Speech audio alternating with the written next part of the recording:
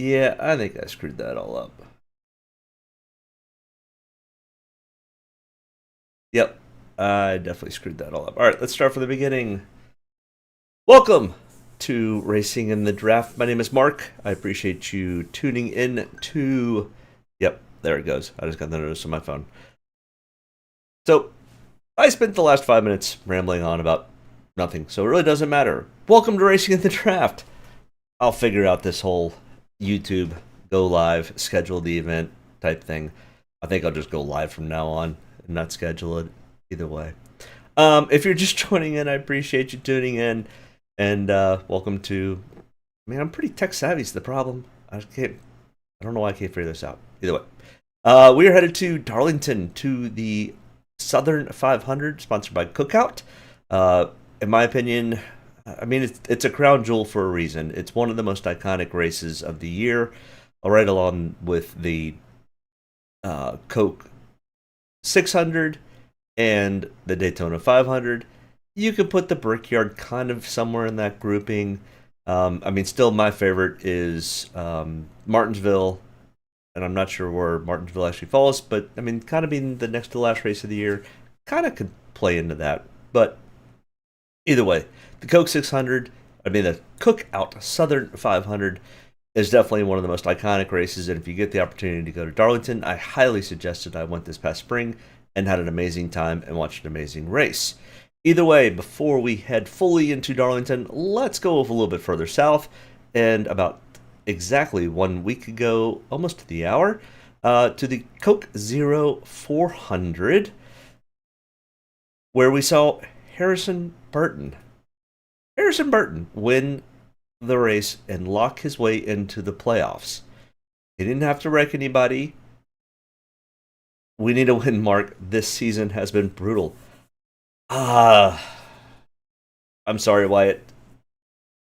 I've actually had a really good. I've had a decent season. I haven't hit for a big one, um, but I mean, last week at Daytona, I doubled up and I had about $280 in, so I ended up winning like 640. And actually, before that last caution, I was at about 1,000. So yeah, I don't. I'm not sure what lineups. I don't know. I mean, I won another $100 today in the Xfinity race. Um, so I don't know what. I mean, there are a couple of things that I've suggested that have not worked out, but that's pretty normal for any broadcast, really. Um, got it. Yeah, I hope you can get a bag this weekend. Darlington's tough though. It is a tough race to figure out. You'll have cars that will have mechanical issues that you can't predict that. And then you get guys that'll end up having flat tires and wrecking the field or wrecking other drivers, and your driver gets taken out. It's not as chaotic as Daytona, but the Darlington is a beast of its own. So, I mean, anytime we do this, it is a little bit of a lottery pick.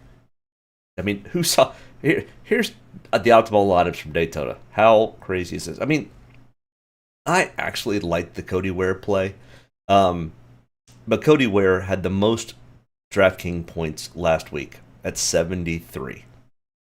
I'm not sure anybody had that on the bingo card. I had a little bit of that, but not a whole lot. I definitely did not have any Harrison Burton. Now, Carson Hocevar starting in 37th, I definitely had some Carson Hocevar, but Parker Retzlaff, that was a complete out fade. So Harrison Burton and Parker Retzlaff were complete fades for me. I was like, nope, no way. They don't even. I mean, but that's Daytona. That's super speedway racing. That's how crazy it is. Um, and I did predict. I said leave a lot of money on the table. Well, if you didn't leave $12,500 on the table, you didn't probably win the optimal lineup. I mean, every time. Oh yeah, good to hear. Just so much parity and variance. Yeah, it and it's only been probably in the last, I don't know, right before the Olympic break, I started to turn the corner a little bit, And then ever since the Olympic break, we came back from the Olympic break, I've done pretty well with DraftKings. Um, but this is kind of where I hit my stride, anyways, every year.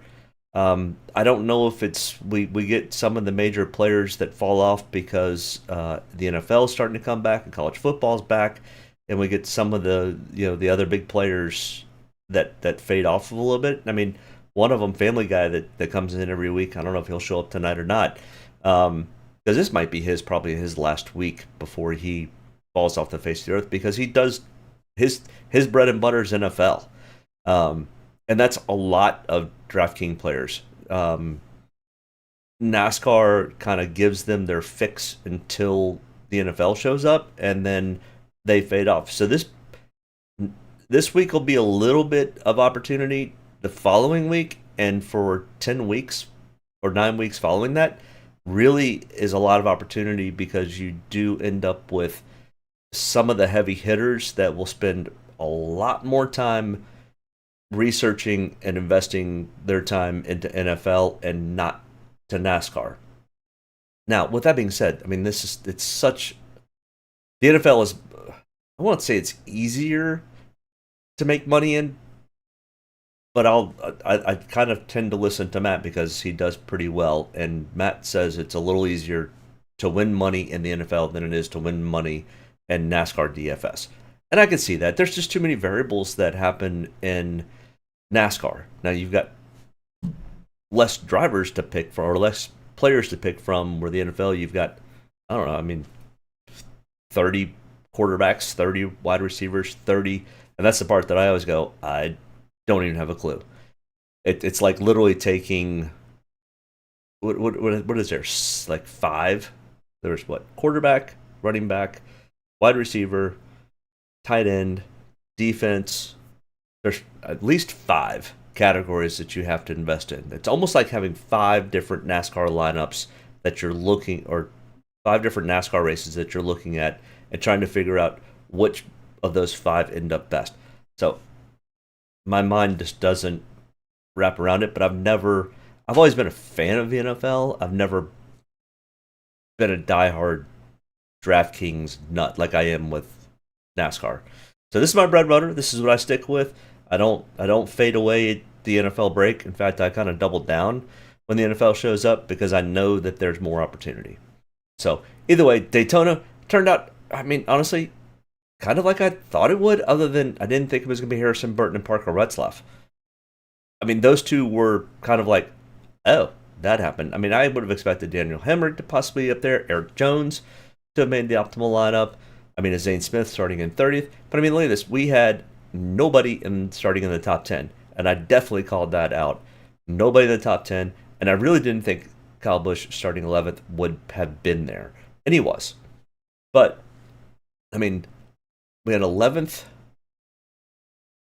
And then the next highest starter was 18th in Bubba Wallace. So literally you take Kyle Busch out of this, and literally the best starting spot was Bubba Wallace in 18th. That's nuts. All right, either way. Our optimal lineup challenge, Christopher Bell now leads by 1 over Brad Keselowski and Tyler Reddick. Kyle Larson and Ty Gibbs are 2 back from Christopher Bell. And we go to a more of a traditional style track, but it's because the length of this race, and it truly is the track too tough to tame.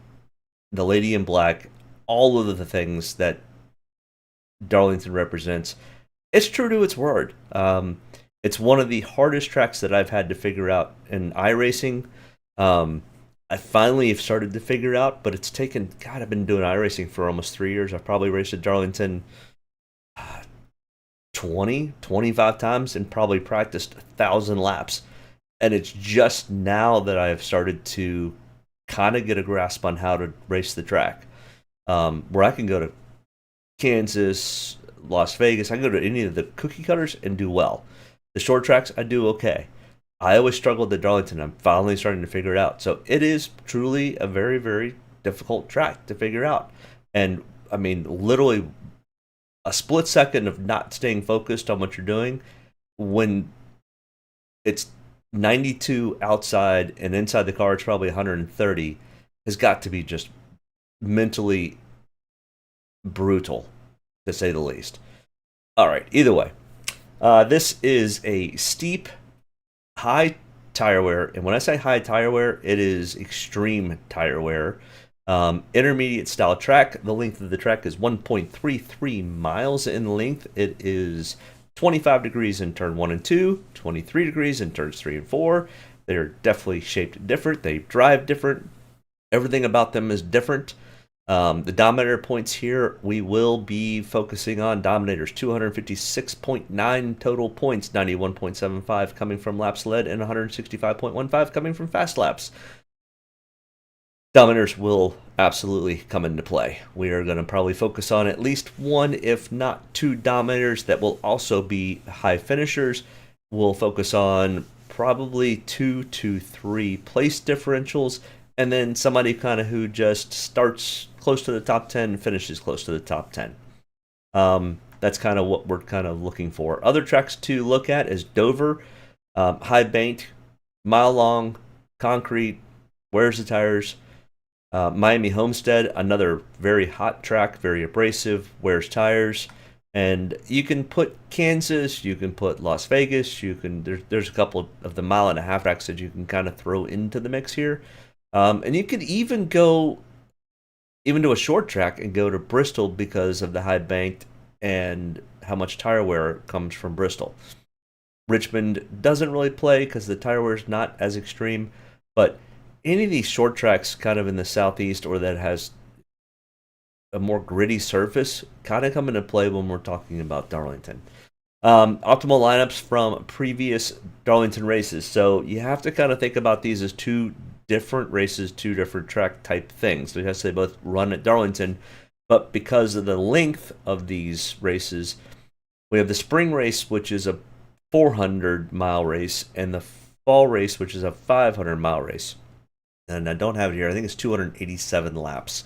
So it's like an extra 80 laps, which in theory, I mean, it's an extra 40 minutes of racing. Doesn't seem like a tremendous amount, but boy, when your tires are wearing and fuel mileage and it's 90 plus degrees, an extra 80 miles is brutal. But either way, so you kind of have to look at it a little bit different, even though they play similar. So more the one that you kind of want to look at is these fall races. So the fall 2023, 367 laps. Now we did not have a true Dominator in this race. Tyler Reddick did lead 90 laps. And as you can see up here, Tyler Reddick in the spring led 174 laps. See a pattern here. Justin Haley made both of these optimal lineups, and Justin Haley started towards the back in both of these. Who else do we have? Do we have anybody else that crosses over? Nope, not those two. Tyler Reddick and Justin Haley, only two in the last two optimal lineups that we can kind of look at as maybe possibly look at taking some. Justin Haley again in the spring of 2023 was here in the optimal lineup. So these are some of the patterns that you want to look at. Is there guys that run this track extremely well and can get to the end? Eric Jones also is one that just for some reason, it's just he runs this track really, really well. He won the Southern 500 in 2020. It's the second time he's won at Darlington before. So definitely kind of keep an eye on Eric Jones. Joey Logano has also won here when he shoved William Byron out of the way. And I think that was the spring of 2022 that happened. He and William Byron and Joey Logano kind of got into it. But, I mean, William Byron kind of shows up a lot. So William Byron here, William Byron here, William Byron here. So William Byron's 3 of the 4 optimal lineups. Tyler Reddick is in 2. Justin Haley's in 3. So those are kind of some of the things you kind of look at. And then we kind of look at some practice speeds and things like that. And then, again, we could kind of look here where because you get those extra laps, you get some extra Dominator points, and the cream kind of rises a little bit more to the top. And as you can see, the fall races, like I said, are the 500-mile races. We see a little bit more separation. We don't see as many people from 31st on back making the optimal lineup from their starting spots. We see more of the top 10 and 11 through 20 kind of showing up into this play. So that's something to kind of keep in mind and be aware of. Whereas in the spring, you get some more guys that are going to come from the back because we don't have as many Dominator points. There's 80 laps shy of 80 laps less. So you end up having a little less of the Dominator effect, even though it's still there. Place differential ends up being a little bit bigger piece of the pie. Hopefully that makes sense. And as we see over here, front row starters finish in the top 15, 1.6%. Well, I can't say 1.6, 1.6 because that doesn't equate. It's so 1.5. So the front row starter finishes, I mean, 2, 2, 2. So the front row starters are not a bad thing to particularly not take. I'm not sure about this weekend. One of the two could be potentially somebody we look at. The other, not so much. As you can see, Bubba Wallace is on the front row, and Carson Hocevar. What about Carson Hocevar? Wow. Finishing outside pole. Good for Carson.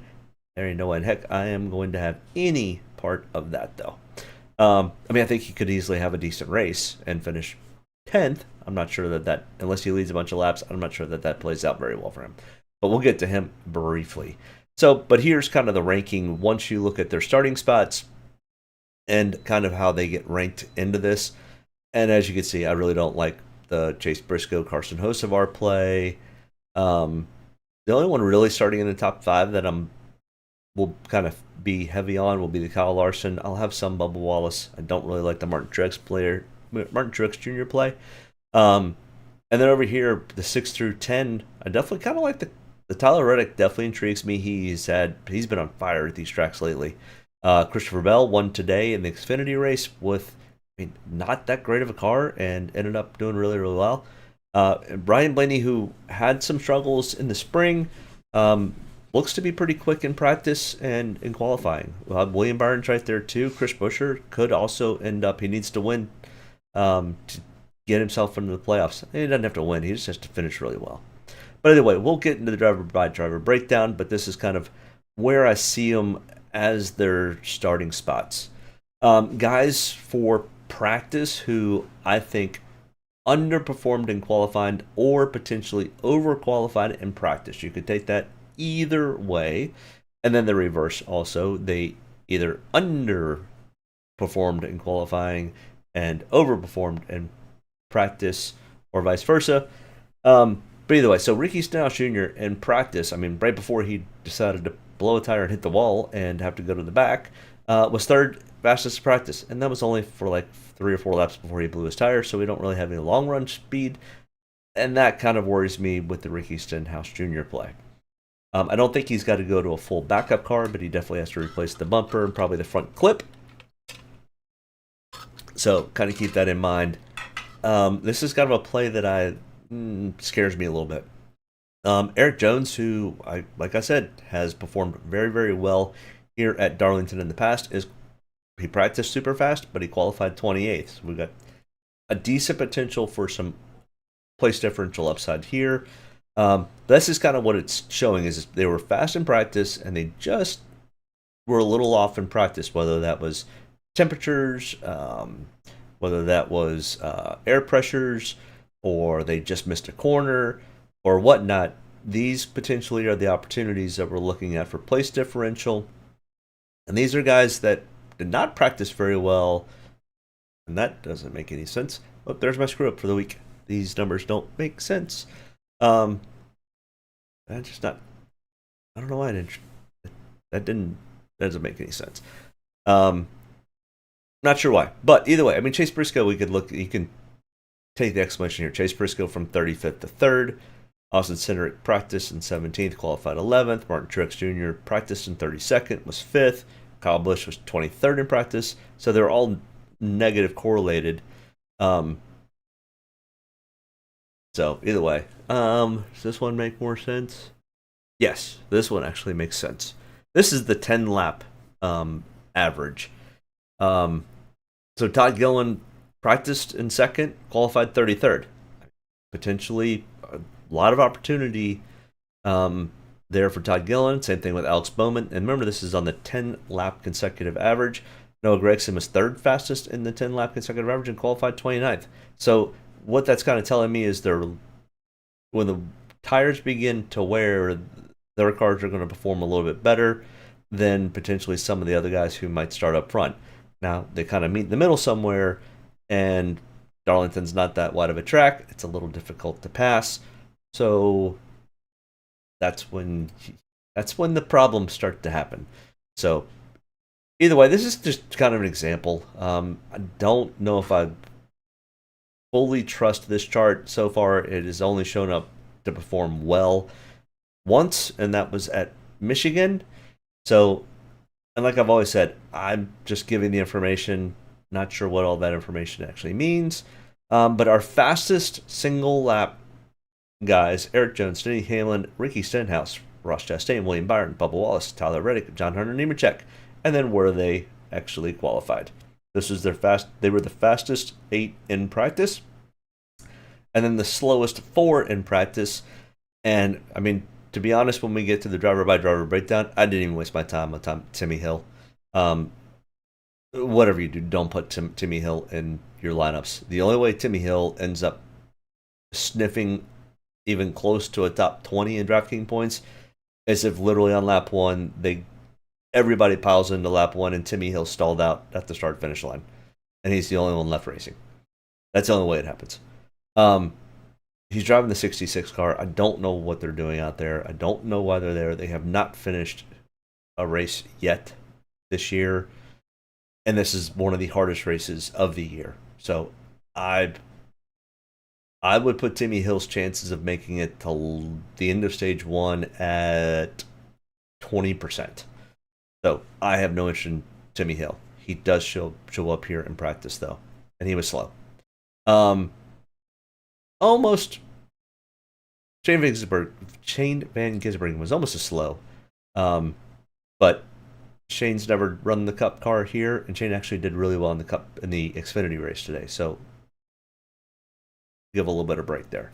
But anyway, these are the fastest in single qualifying. Here are the best value drivers, the guys from the cheapest to 5,800, the 8 cheapest guys, and who could potentially be somebody we might want to target. And realistically, and no, Timmy Hill should not be one that you target. I mean, Daniel Hemrick practiced in 34th and qualified 25th. Zane Smith, 25th, 26th. John Nemechek did practice in 8th and was 18th, so there might be some place differential here. He is the fastest of these 8 drivers. And Corey LaJoie, I don't trust Corey LaJoie anymore. And Justin Haley, I mean, to be honest, almost probably outkicked his coverage, to be perfectly honest. Either way, we'll get into the driver by driver breakdown, or we can discuss a little bit more about each driver. And for anybody that's new here, we will go through this really quick.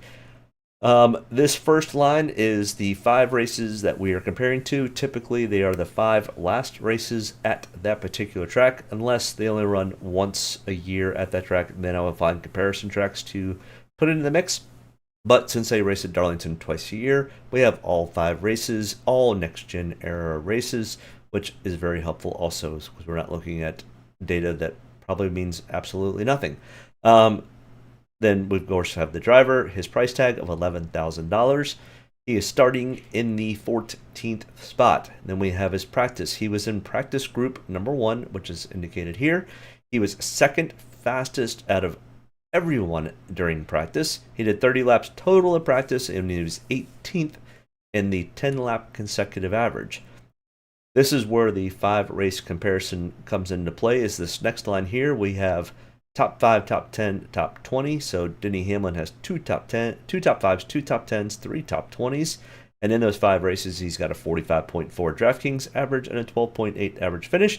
And new to the mix, I now have all green flag speeds for the last 5 races. So every lap that they've run under green flag, I was able to put that into a Excel program and come up with a average speed for each race, where they ranked in that race, and did the analysis over the 5 races. And Denny Hamlin is 13th on green flag speed over those 5 races. He finished 4th in the last race they had here, which was in the spring, back in early May. He has total of 24 total starts here at the Darlington Raceway. 5 wins, 15 top 5s, 18 top 10s, 21 out of 24 times he's in the top 20 with a 7.4 average finish. That's everything on this group. Down here are his win stickers. Which we can see he got credited with the win, but does not get to carry it over to the playoffs. Up here in the top right is where I put his ranking, which is a wide variety of different things we look at. It's track history, it's trend history, it's practice, it's qualifying, place differential, the chances for Dominator points. All of that goes into a large spreadsheet, and I put values for each of those, and this is where he comes out ranked. And then sometimes I have this usage chart over here, and I actually had time this evening to start building some of my lineups, and this is probably an estimated guess about where I'm going to fall in for Denny Hamlin. It's going to be about 35 to 40% owned, and I expect him probably going to be even on the field, which means even against the rest of the tournament players, will probably have 35 to 40% ownership in Denny Hamlin. Part of it is where he's starting, how well he races, the potential that he does lead some laps and has some Dominator points. So hopefully that makes sense. We will kind of consolidate everyone else since you now have the parameters for everyone else. All right, Kyle Larson, 10,700, starting in the 4th position. He was 10th in single lap, 19th in 10 lap consecutive average. We start to look at his stats here over the last 5 races. He's got 1 win in the last 5. Beyond that, it's either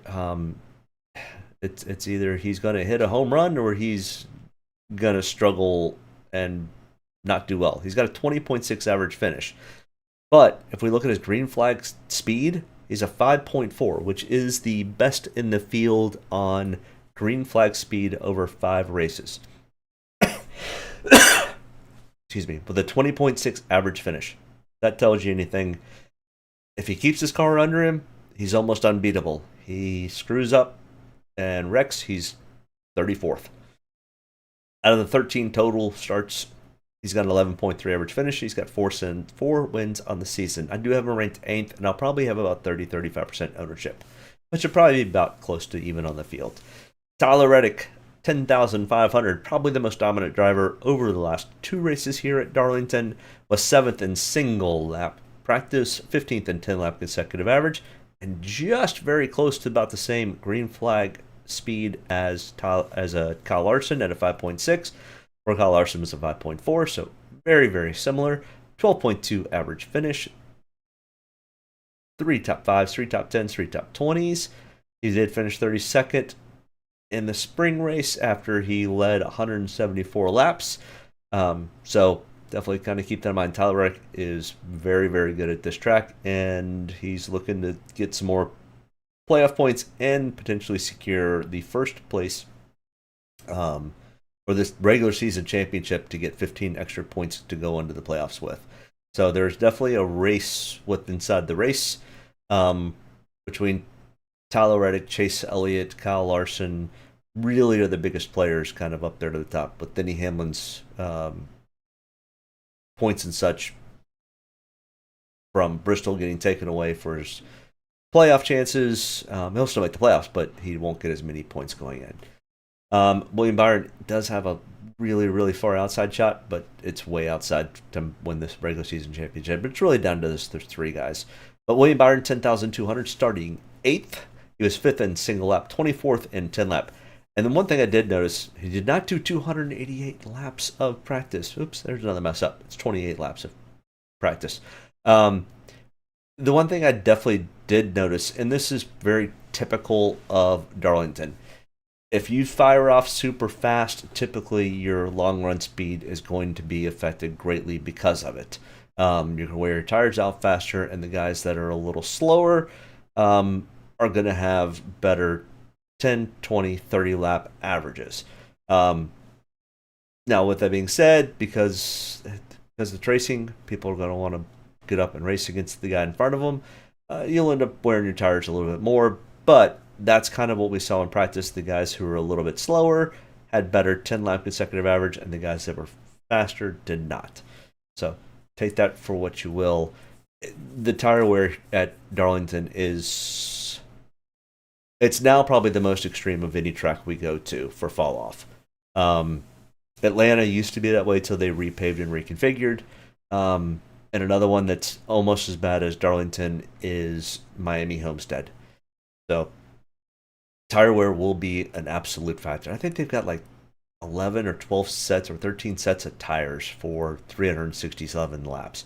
I mean, anytime there's a caution that comes out, everybody's coming in putting 4 on. They could go run 5 laps. They're going to come in and put 4 tires on.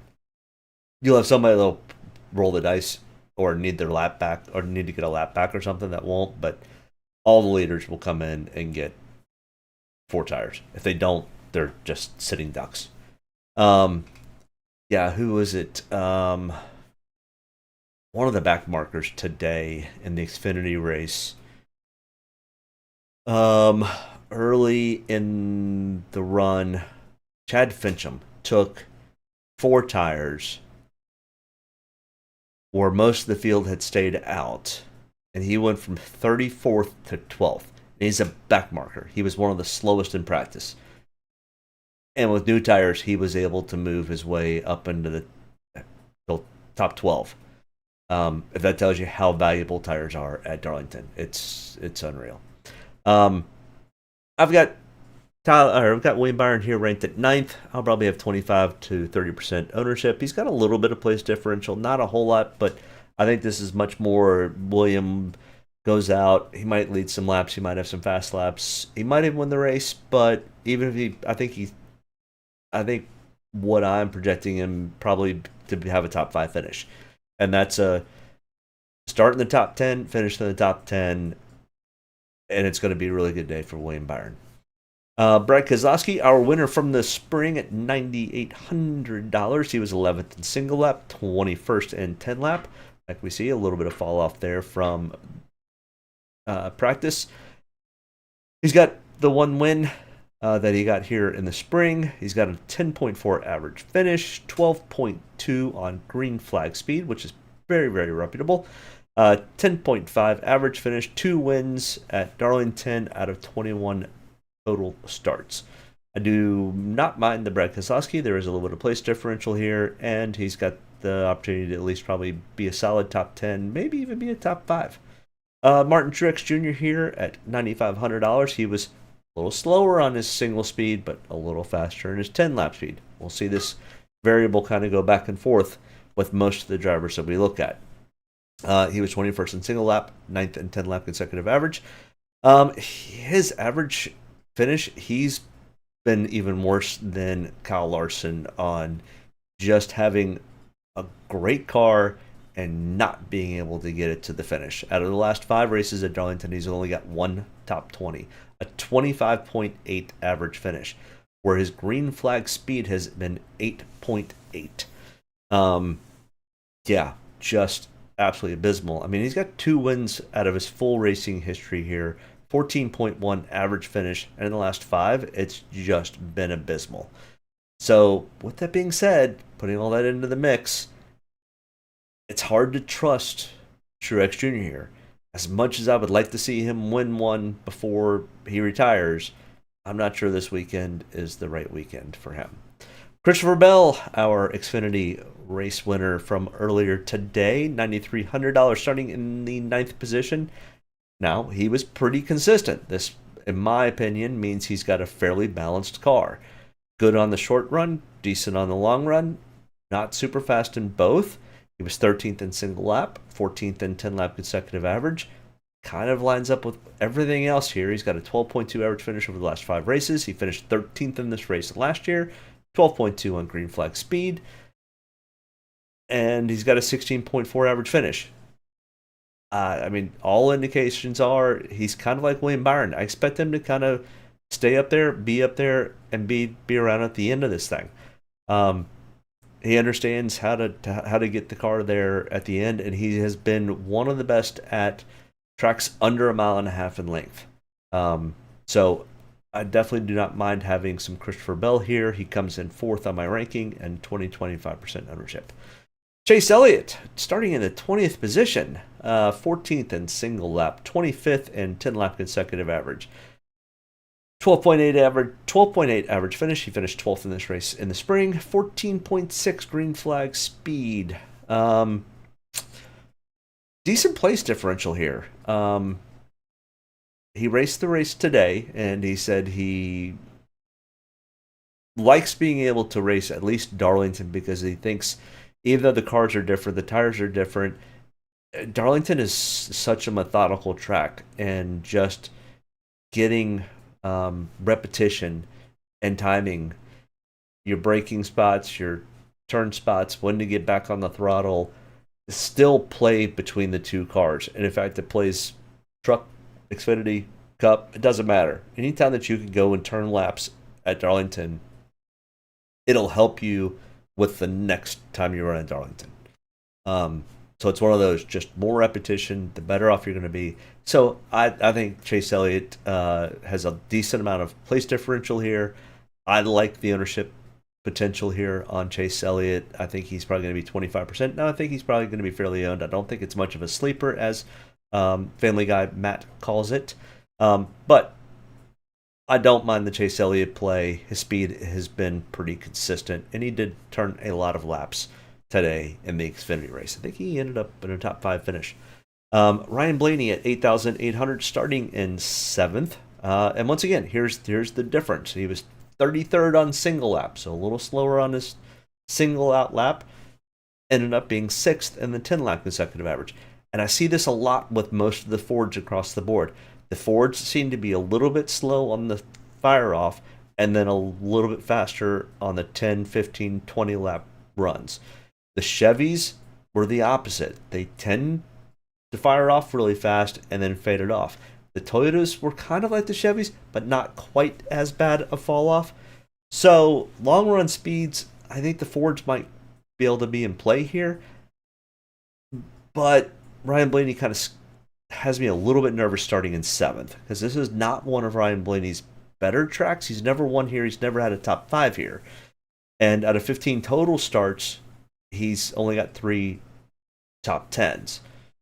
So starting in 7th has me a little bit worried. His green flag speed has not been phenomenal here in the past at a 14.8. It's not bad, but for being $8,800 starting in 7th, I would have hoped to have seen a little bit more. But I was more pointing out the really high variations between practice speeds, and we'll see this when we get to more Fords, Chevys, and Toyotas, how they just vary so much differently. So he does come in ranked 5 on my ranking sheet. I've only probably got 10 to 15% ownership, so I'm probably a slight fade on Ryan Blaney, even though I think that's probably where his ownership's actually going to fall once we see the ownerships for everything else. And once again, here we go. Joey Logano. Let's look at the practice speeds. Ford, coming out of Penske, same camp as Ryan Blaney, 30th in single lap, a little bit slow, 8th in 10-lap consecutive, pretty fast. So we're kind of seeing this trend where the Fords didn't fire off fast, but they came back around once we got some lap tires on there. He does have a win here in the spring of 2022. He's got an 11.2 average finish. His green flag speed is actually really good at 9.4. He finished 21st here in the spring. He's got 1 win, 17 top 20s. And since we're starting outside the top 20, it's kind of what we're looking for. So the majority of the time, he's finishing much better than 23rd. So I definitely wouldn't mind targeting Joey Logano. He's really not in contention for regular season championship, but anytime you can score some extra points to go into the playoffs with. But I don't think Joey Logano is going to do anything absolutely crazy or strange to try to get there. He's gonna slot in somewhere between sixth and probably 10th or 11th in the playoff grid. So, if he can go win a stage or two, he'll definitely take that and take those points with him into the playoffs. Chris Buescher at 8,500, who, oh man, Tyler Reddick just stole that race from him in the spring. Chris Buescher finally gotten around Tyler Reddick late in the race, was looking for that win, and Tyler Reddick Tyler Reddick honestly kind of did what Austin Dillon did at Richmond. He dove into the corner, he took Chris Buescher out. Now it was with about 20 or 25 laps to go, but there was no reason to do that. It ended up costing Tyler Reddick and Chris Buescher the race, but I really didn't see much of a difference in what Tyler Reddick did and what Austin Dillon did. Now, Austin Dillon also wrecked another driver in the process, but either way. So Chris Buescher missed out on that win, so Chris Buescher still doesn't have a win. He is definitely battling for the playoff spot. He will be throwing everything but the kitchen sink at this race, from strategy to racing aggressively to all of the things. He was pretty neutral on practice. He was 15th in single lap, 22nd on 10 lap. He's got an 18.4 green flag speed, 17th place average finish, starting in 10th. So I could see where he could easily be a fade. In fact, I think I only have 10 to 15% ownership. There's not a whole lot of place differential, and there's not a whole lot of. Chris Buescher is going to do one of two things. Either he's going to go and win the race walking away, or he's going to overdrive this thing and end up having issues and finishing 30th. So, and I would put it at a 60-40. 60% he doesn't do well, and 40% probably 70-30. 70% he doesn't do well, and 30% he goes out and wins this thing. So, take that for what it is. Don't love the play, don't hate the play. Ty Gibbs, 8,300, was actually pretty quick in practice, and he was one of the Toyotas who fired off a little bit slow and was able to pick up some speed throughout practice and not fall off quite as much. Out of his 4 total starts here, he's got a 13.5 average finish. This is one of Ty Gibbs' better tracks. He's got a 14.5 green flag speed. He finished second in this race in the spring. Now, realistically, that was probably a 5th place car, but because of a little bit of Tyler Reddick, Kyle Larson, Chris Buescher, that gave Ty Gibbs an opening. But he did lead some laps in the spring, and he was pretty quick. This is one of his better tracks. So kind of keep that in mind. There is a little bit of place differential here. I don't mind a little bit of the Ty Gibbs play this weekend. Ross Chastain, almost in a must-win situation at $8,000 starting in 22nd. Here's a great example. He was 4th in single lap, and he fell to 30th on 10-lap consecutive average. He does have an 11.4 green flag speed here. He is not won in the Cup Series here, but he's got 2 top 5s, 2 top 10s out of 10 total starts. So he runs this track pretty well. He has won in the Truck Series twice. I can't remember if he's ever won the Xfinity, but he did run the Xfinity race today. Where did he finish in the race today? I don't even know. Hold on a second. I'm curious about that. I keep track of my Draftkings, and I forgot to go look to see where he finished today. Let's see. Results. Ross finished 12th, but he started in 24th in the Xfinity race, so he moved up 12 spots. Kind of like where he's starting here, 22nd. If he can go and get up to, I don't know, what, 10th, 11th, 12th, that's not a bad day at $8,000. It's a decent amount of place differential. And we're going to have enough attrition that comes into play. Kyle Busch is absolutely in a must-win situation here to extend his streak of making the playoffs, unless NASCAR pulls a Jeff Gordon and says, you know what, it's Kyle Busch, just let him in. They're not going to do that this year. But $7,800 starting in 17th. Once again, here's a great example. He was not very quick in his first single lap, but he did come back up to life in 10th in the 10 lap consecutive average, which is a little strange for the Chevys. But Kyle Busch is actually pretty solid at Darlington, even in the next gen era. And I think I even said he wasn't that great in the next gen era. He's got an 8.8 green flag speed. Now, what does that equate to for finishes? 21.6. So he's really fast, but he can't quite finish. Sounds like another driver we just talked about, Kyle Larson. So the Kyle and Kyles are super fast at Darlington, but struggle a little bit to get to the finish.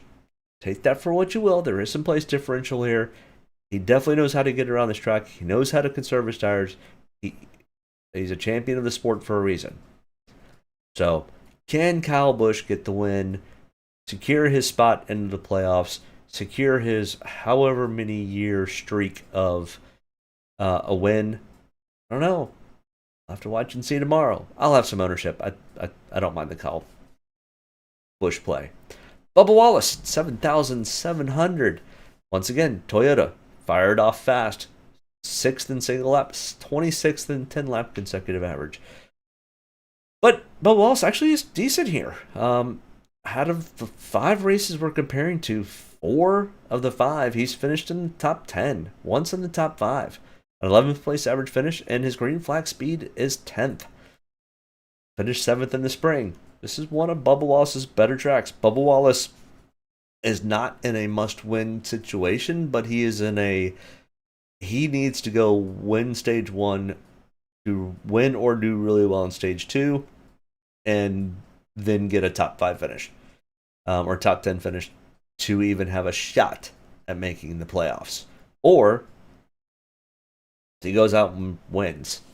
That's a big ask, in my opinion, at this track. But his speed has been good here. I will have some ownership in Bubba Wallace. I will not have much ownership in his partner starting in the front row. But I will have some ownership in Bubba Wallace because I know what the team needs to do and has to do. The question is, this is a big question because this is what has been the trouble with Bubba Wallace for the last, 5 years. What's going on up here in Bubba's head? And will he get into his own way? Don't know. I expect Michael Jordan to be there. I expect Michael Jordan to probably chime in on his scanner to either pump him up or calm him down or do whatever he needs to do, because Bubba Wallace really seems to, and how could you not take coaching advice from the GOAT? So I'll have some Bubba Wallace. I don't mind the play there. Alex Bowman, $7,500. Starting in 27th. Fired off a little bit slow, but he definitely came on after 10 laps. He was fastest in 10 lap consecutive average. Something to definitely be aware of. He's not going to fire off real fast, but we get on a really, really long run here. Alex Bowman could make his way into the top 10, if not a little bit better. So definitely kind of keep an eye on Alex Bowman. I don't mind the play here.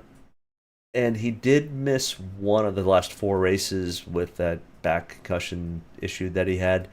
So looking at 4 of the 5 races, he's got 2 top 10s, 2 top 20s, 17th place green flag speed. He finished 8th here in the spring. So I don't mind somehow having some Alex Bowman. He's showing some really good long run speed, and starting in 27th, I think that definitely plays well. Eric Jones, and this has been a consistent theme with Eric Jones and John Hunter all year long. They don't practice a whole lot, and it drives me crazy because I know that they don't have all of the fancy setups that the bigger teams do. They're brand new to Toyota. They do have some Toyota manufacturing help, but not along the lines of Joe Gibbs. But he fired off really fast. He was first in single lap. We don't know what his long lap speed is. But if we look at his history here, I mean, once again, for some reason, this just fits his driving style. The last 5 races, 3 top 20s, 2 top 10s, 1 top 5, 1 win, 13.2 green flag speed. Did finish 19th in the spring. Um, but starting in 28th, the problem is I think he's going to be super heavily owned. A lot of people are going to know all this information and they're going to look at, oh, he's starting 28th. Just put him in. Put him in. So take that for what it is. I think he's going to probably be pretty heavily owned. Chase Briscoe, 7,200, starting in third. I mean, yeah, he was slow in single lap speed, and then he was a little bit better in 10 lap consecutive average. And his green flag speed is a 22.6, and his average finish here is a 16.8. Now, he did finish in fifth in the spring. Okay, positive momentum. But starting in third, I think he outkicked his coverage. Yeah. And as the season continues to wear on, I'm going to have a harder and harder time to put a whole lot of trust into the Stewart-Haas Racing cars. Because I know that Stewart-Haas is closing up. Now, I know Haas Manufacturing Team, or whatever it's going to be called, will still have a charter next year, so they will keep some things around, but they are not going to be at the strength that in 11 weeks as they are now. And I just begin to wonder how that's going to end up hurting the long-term speed out of Stewart-Haas Racing. Take that for what it is. So starting in third definitely concerns me. I won't have much ownership there. Now, Josh Berry, coming out of the same stable as Stewart-Haas, is starting in 15th. He was 18th in single lap. He did pick it up to 14th in the long run speed. This track is this track fits him like Eric Jones fits Darlington. He also does really well at Richmond. Eric Jones also does really well at Richmond. Josh Berry starting in 15th does not bother me or scare me much. I know that it says he's got a 16.5 average finish. He's only raced here twice in the Xfinity Cup Series. His green flag speed was 19.0. I just, for some reason, I think I like the Josh Berry play. The stats really don't say a whole lot other than he understands how to manage his tires, manage his car, be around at the end. As long as he keeps the car on four wheels and nobody flips him on top of his lid, then he'll be okay. Glad to see he was okay after last week. God, that was a vicious wreck. But I don't mind the Josh Berry play. I say I've got 5 to 10% here, but I'll be perfectly honest. It'll probably go closer to 10 to 15% ownership. Austin Cindric at $7,000. I mean, once again, Ford or whoever starts off a little bit slow. Towards the end, they haven't worn their tires out. They were faster than 10 lap average. Austin Cindric's pretty consistent, finishing in the top 20. The problem is he's starting in 11th, and he doesn't have a top 10 here. And his green flag speed has been a 23.2. He finished 20th in the spring. None of that equates well to starting in 11th, so I'm probably not going to have a big chunk of ownership here. Just letting you know. I don't love the play. Now, I mean, yes, there have been times where I've said I don't really like the play with Austin Cindric, and he goes out and wins Gateway. Now, that was a little bit of a fluke. He probably still would have had a top 5 finish, though.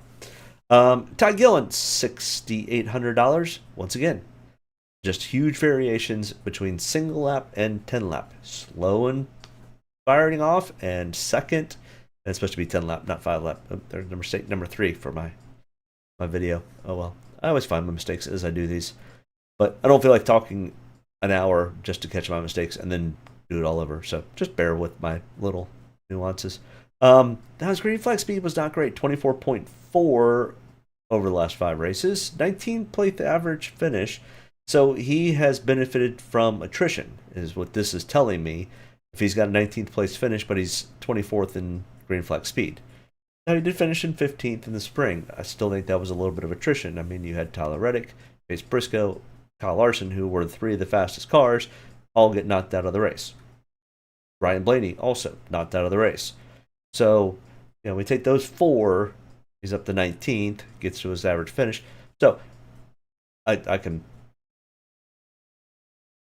play weird math all day long. But starting in 33rd, if he goes out and finishes 20th, I mean, it's 13 spots of place differential at 6,800.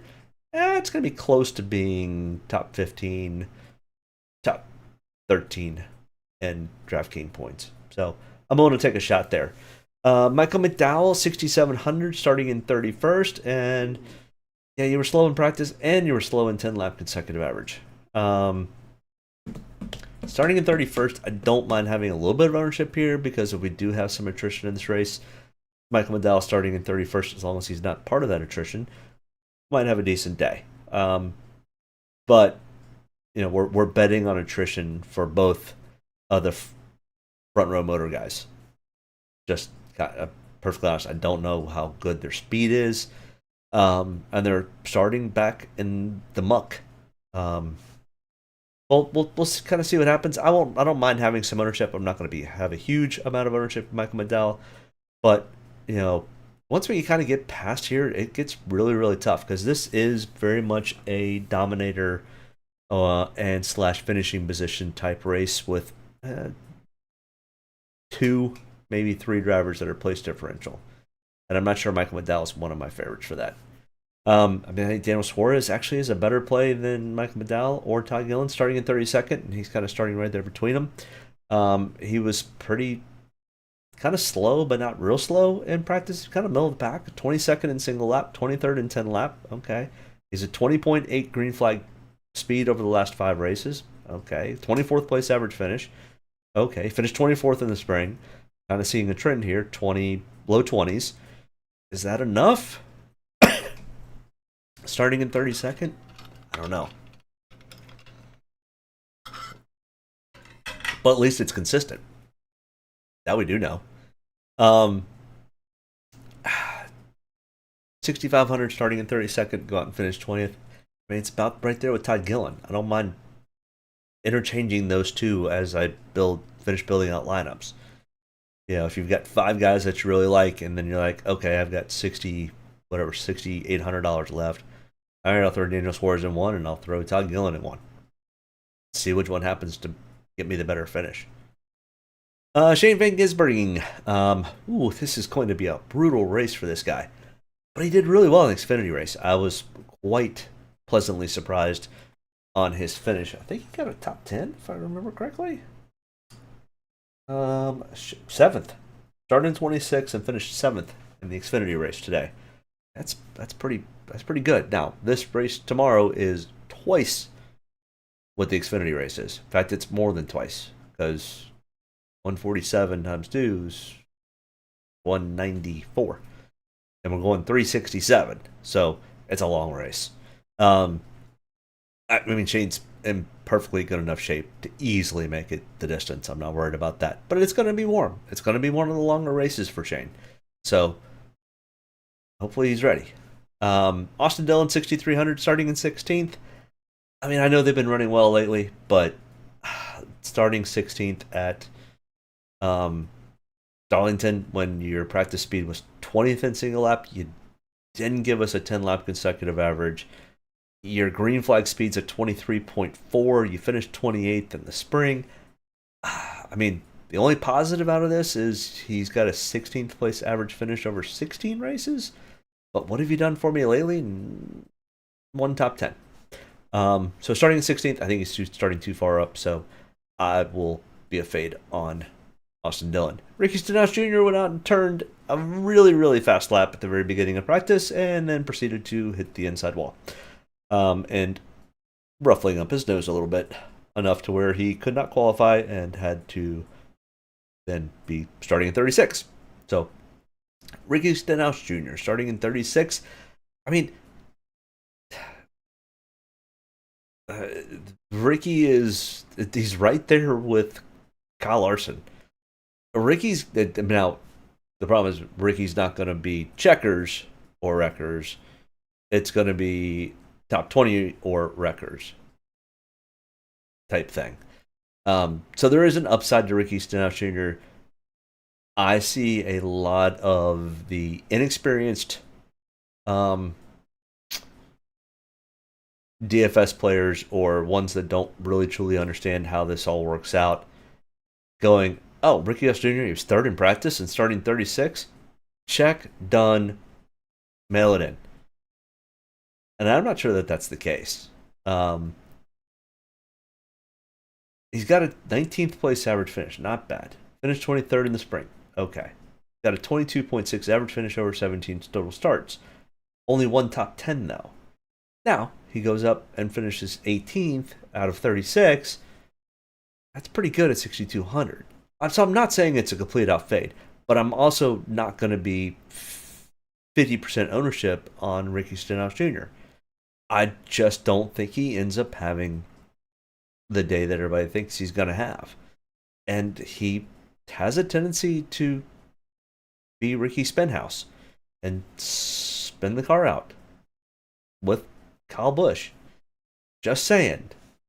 So I don't hate the play. I don't love the play. I don't love the play as much as you would think I would love the play starting in 36. So I will probably be a fade off of what the true ownership is going to be. I might be half of what the true ownership is going to be. I'm not going to be half of the true ownership of this because Carson Hocevar is starting in second. Now, he was fast in practice. I will give the kid credit. 9th in single lap, 5th in 10 lap. Not much fall off between the two, and he was fast. But this track, I would need to see a lot more of Carson Hocevar running Darlington before I buy into this one. Starting in second, way too much of a no. I just don't see it playing out. So, and I think everybody else is going to see that too. So I'm not. If you want to be absolutely contrarian to everyone else, go out and play Carson Hocevar. Play Carson Hocevar. Play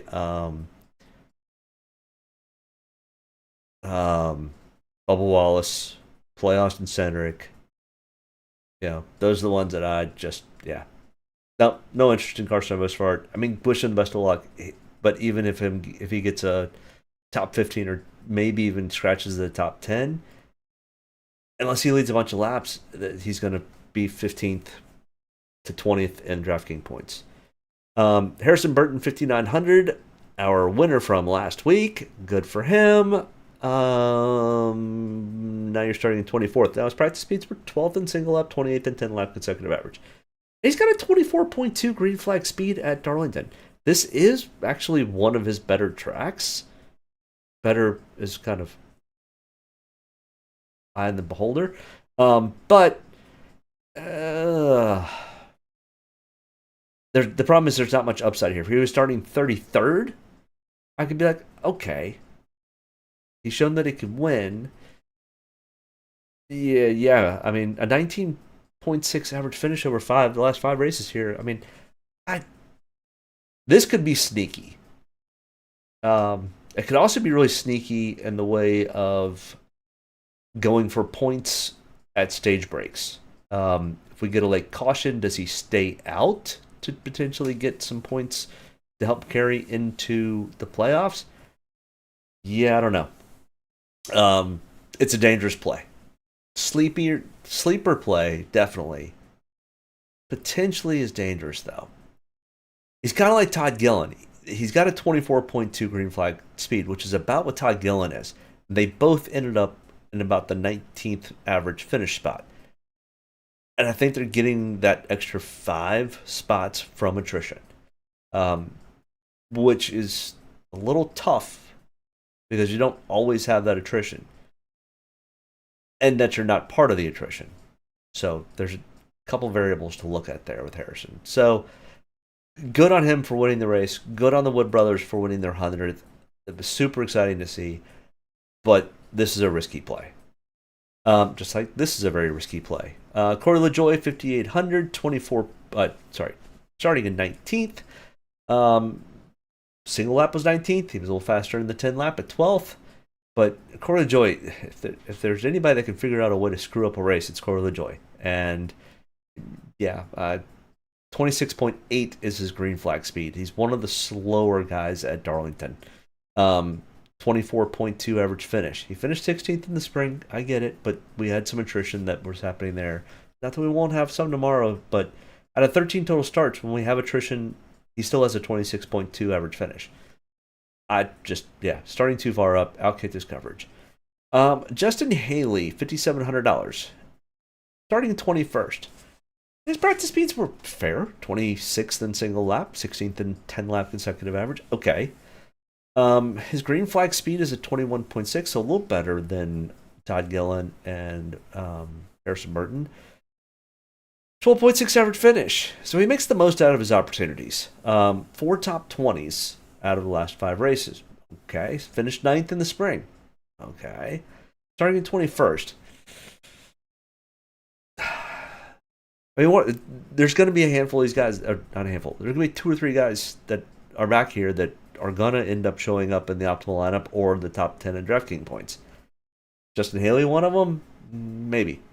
At least he shows better with the speed. I mean, so I have a little bit better ability to trust a Justin Haley, a Todd Gillen, and even a Harrison Burton over like a Corey LaJoie. With that being said, it is a little bit risky. He's starting a little further up than I would like to see. I will have some ownership in it. Don't know if I'll have a lot. Ryan Preece, 5,600. Starting in 30th. I mean, his speeds were decent. He was pretty neutral in practice. 22nd in single lap, 20th in 10 lap consecutive average. But then we start to drill down on it a little bit. He's got a 29.7 green flag speed out of 3 total starts.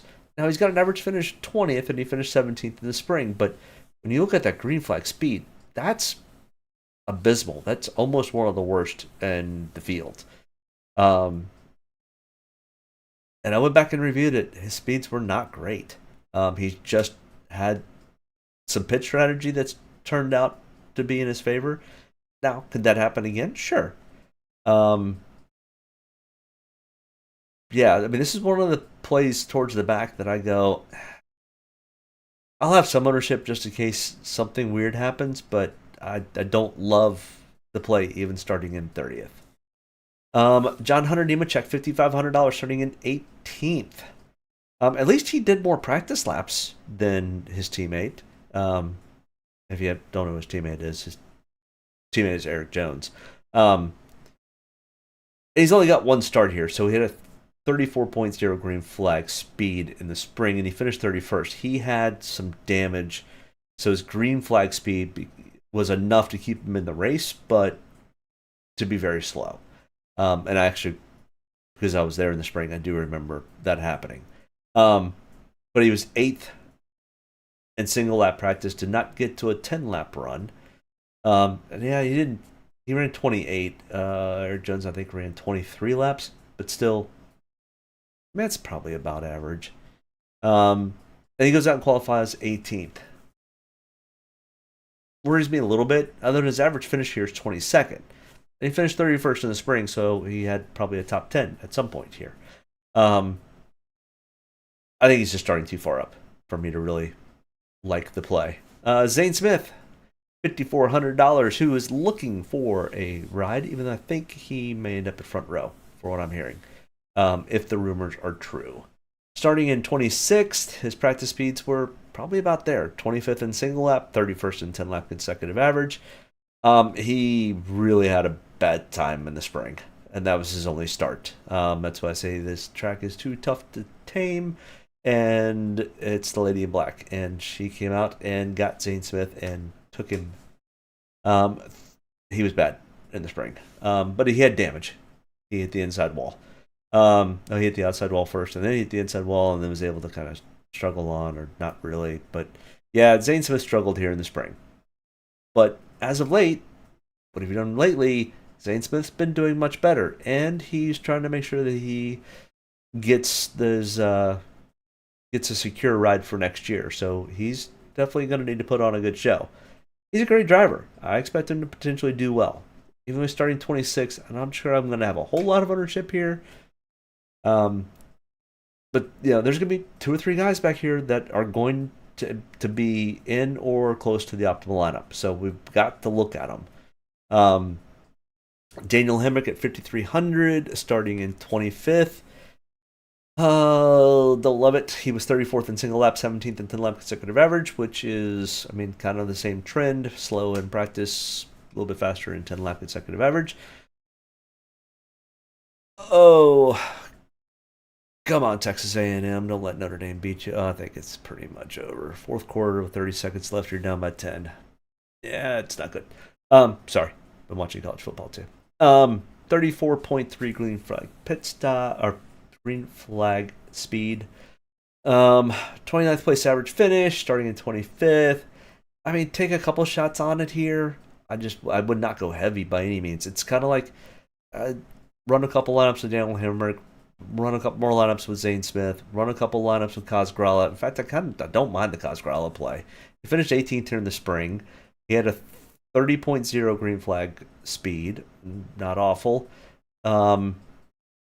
He has shown time and time again whenever he gets in this car, he doesn't overdrive it. He doesn't push it beyond its boundaries. He doesn't push it beyond his boundaries. He takes care of the equipment and he's there at the end. The thing is, can he do it again? I think so.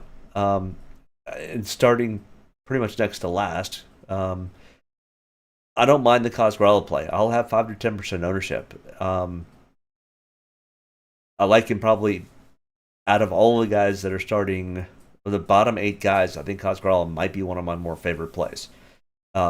Just he's got the most upside for PD upside, whereas I didn't even put Timmy Hill in here.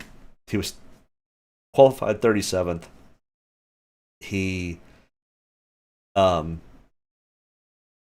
slowest in practice. He was slowest in 10 lap consecutive average, and he's driving the 66. So, yeah, complete fade on Timmy Hill.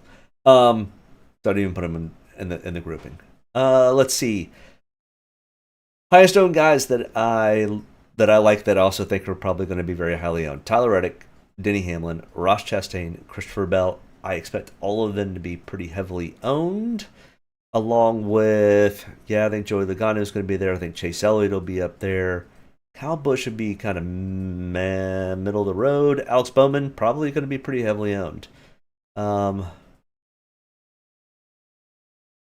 mean, other than that, I think the field's going to be pretty neutral. I don't think we're going to see any real huge swings at anybody. I'll be surprised if we actually see anybody over 45% ownership. I think that it's going to be pretty evenly spread, which opens the door for a lot of opportunities in the bigger tournaments, and for cash tournaments, to be perfectly honest, especially if you happen to hit the right one. Of course, that's always the case. But, I mean, the sleepers, I like the Cosgrala play.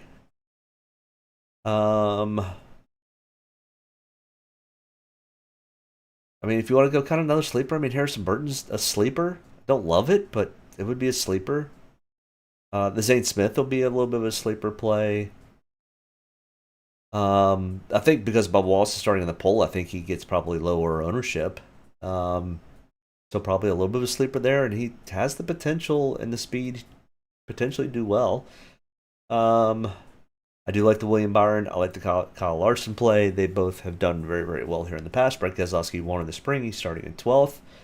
I don't love the Ryan Blaney play. Josh Berry, I really like. I don't love the Michael McDowell or Ricky Stenhouse Jr., but I think Justin Haley starting maybe a little too far up for what I like. The SVG play, I like starting in 34th. That's pretty good. I will stay absolutely far, far away from Carson Hocevar. I don't mind the Eric Jones play. I like the Noah Gragson play. I like the Todd Gilliland play. Daniel Suarez, I'm okay with. Alex Bowman, I like. I pretty much like most of the place differential guys here in this box here. Don't love or hate anybody from the top 12 or 13. If I were to stay away from anybody, I'd probably stay away from Ryan Blaney and Martin Truex Jr. Down here in the bottom barrel, this is sleeper wise. You could go for Harrison Burton. I think he probably comes in pretty low owned. Zane Smith probably comes in pretty low owned. Same with Hemrick. Don't love the play though, just to be honest. I definitely don't like Corey LaJoy, Austin Dillon, Chase Briscoe, or Timmy Hill. So yeah, I'll absolutely stay away from all four of those. But either way, that is, well, thank you. Wallace on DK is only $7,700. Serenus and Company. Glad you joined. Make sure you like and subscribe. We try to go live at 10 o'clock most nights. Wallace on DK is only $7,700. I think he's worth a top 10 in points. Yeah, before we turn off, let's go. Don't mind my scrolling here. Let's go back and see what he would need to do to kind of get into that realm. All right, where is it? Here we go. Starting from the poll, Tyler Reddick made the optimal lineup, or just, that would be the top 6. He led 174 laps. Can Bubba Wallace lead 170 some odd laps? Great, thank you. I appreciate it. I typically go live Saturday nights at 10 o'clock unless it's Martinsville, because I'm at Martinsville most weekends. But I'd still do a live. Typically it's Sunday morning before the race. And anytime there's a Sunday night race or a Saturday night race like last week, and I could do Saturday morning or Saturday about noon. But that's just kind of, most of the time it's 10 o'clock on Saturdays, but I appreciate you subscribing. Can Bubba Wallace make the top 10 in points? Absolutely. He's one of the faster drivers here. He's got to probably win to get into the playoffs. They're going to throw everything they can at this thing, especially in round the first stage and second stage. That's the part that kind of scares me a little bit for the finish of this race. But if you're running and you're able to run in the top 5, first stage and second stage, you have enough of a car to probably be there at the end. Unless something weird happens, you blow a tire, somebody blows a tire in front of you, and all those things can happen. Tyler Reddick started in 3rd, made the optimal lineup, but as you can see, it was almost all a place differential last fall. Let's look at the fall prior. Joey Logano started from the pole. He didn't lead a ton of laps. He led 64 out of the 367 and made the optimal lineup at 64 points. So, yeah, Bubba Wallace is going to need to lead somewhere between probably minimum, I think 64 is a minimum. Because we've got some guys that have some pretty decent speed towards the back of the field that could have potential place differential, but that'd still put him in the top 10 in points. So to answer your question is, can Wallace be top 10 in points? Absolutely, if he finishes top 10. Preferably top 5. So if you think Bubba Wallace can finish top 5 and potentially win, which I think he can do, I think he has to do it. If not, his season's over with. And I think he's probably done enough this year to hold on to his ride for next year, but I think he definitely gets put on the hot seat for next year. If he doesn't make the playoffs next year again, I think Bubba Wallace could really be in trouble, because 2311, it's not in Denny's wheelhouse to not make the playoffs with all of his cars, and it's not in Michael Jordan's wheelhouse to not be contending for championships. So Bubba Wallace, I think he's got another. If he doesn't make the playoffs this year, he'll get next year, and if he misses next year, I don't know how long Bubba Wallace stays at 2311. Just my personal opinion. There's a lot of really, really good young, hungry drivers that are coming up. Really good. William Swalich, Connor Daly, Zelich. Yeah, there's a ton of really good, young, hungry race car drivers that are coming. So Bubba Wallace needs to. I like Bubba Wallace. I think he can do it. I have faith, and I'll have some ownership in him.